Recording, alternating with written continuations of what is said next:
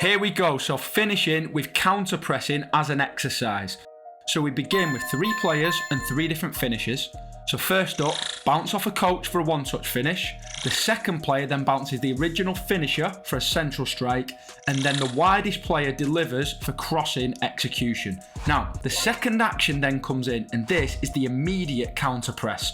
So 3 players come out from behind the goal, and the 3 finishers have to stop them from scoring in the mini goals which are at the half. Now, you can either press with your heart or with your head.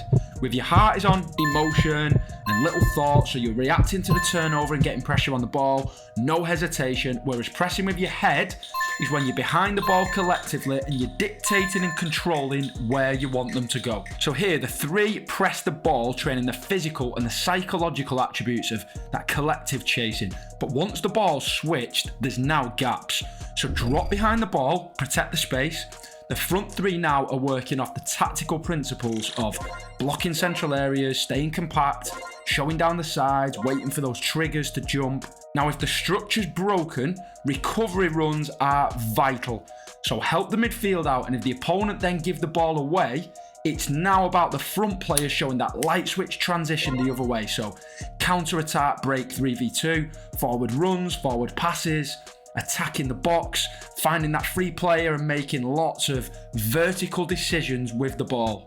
So that's the basic setup, but for variables within the structure, here's a few suggestions. So make everything realistic. Finishes should be off 1 and 2 touches. Make it positional. So this example here would be a left winger, and the finishes are specific to their identities. So the first one's off the outside of the striker, the second one's off the set, and then the third one is the attacking right back crossing. Now on this, decide the cross type. So it could be the early whip, the driven from deep, off a dribble, off a through ball, a stand-up, or a pullback, or playing against a specific team that sits in. And then from here, the finish types will reflect the team's style of play. Types of movement are also key. So here, the timing of the cross runs, never being on the same line, so one going front post, one for the pullback, and then the transition principles. So for me personally, these would include reacting faster than the opponent, maximal energy, hunting together, creating that chasing culture of aggression. Now the regain principles are all about making this reaction autonomous. So light switch transition to press, no hesitation or disappointment, and the last 2 yards are vital. Not pressing to force them back or making them pass somewhere, hunting to steal the ball and get regains.